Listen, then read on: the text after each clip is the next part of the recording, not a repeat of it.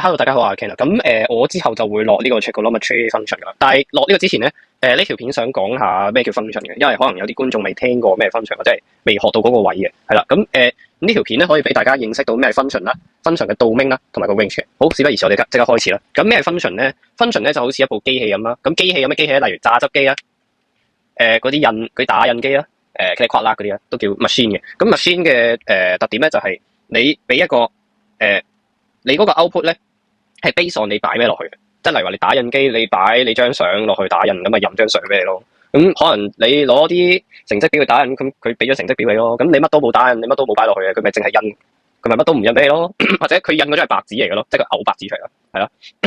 好，咁係啦，咁其實數學嗰個 function 都差唔多嘅。咁你有一個 input x 擺咗落去呢個 function f(x) 度咧，咁佢會有一個 output 叫做 y 嘅。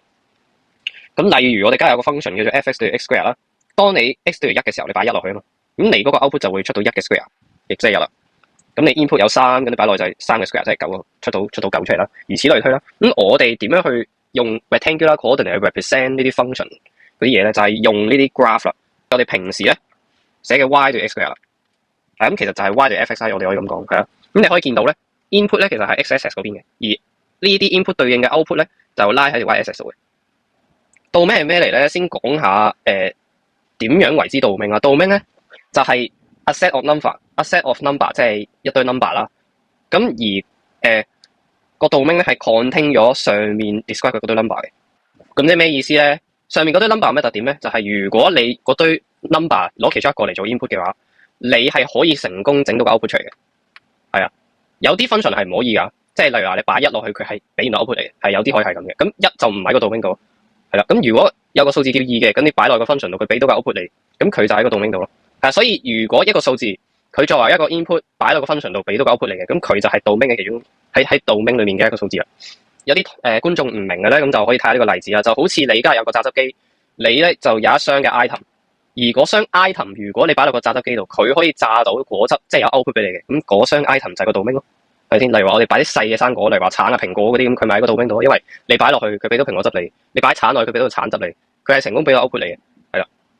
咁但係咧，我哋咧係唔可以擺任何一個唔啱嘅 item 落個果汁機度嘅。例如話你擺個手機落去，咁佢俾唔到嘢你咧，你擺其他唔知乜嘢落去，跟住佢係點都唔會俾到你，咁嗰啲 item 就唔喺個 domain 度啦。係啦，咁有啲例子啦，例如話我哋啱啱嘅f(x) 對 x square 咁樣啦，佢嘅 domain 咧其實係 all real number 嘅，係啦，因為咧你無論係咩數字，無論係咩 input 啦，佢總會出到個 output 俾你嘅，係 defined 嘅。等陣會講下咩叫 defined 個 output， 係啦。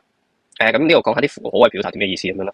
咁take 另一個做 example 啦，f(x) 等於1除 x 啦，咁佢嘅 domain 咧，咁就話俾我聽話，除咗0之外嘅所有 real number 係啦。咁點解0唔得咧？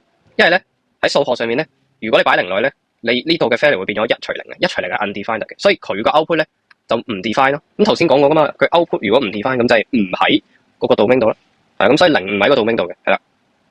好，咁講完 domain 之後咧，又講下 range。咩叫 range of the function 咧？頭先咧 domain 就係話一抽嘅，係 domain 係代表 function 嘅一抽 number。咁嗰一抽 number 有咩特點咧？當你擺嗰抽 number 其中一個落去個 function 度，佢會俾到相應嘅 output 出嚟嘅。而嗰個 output 係 defined 嘅，即係 define。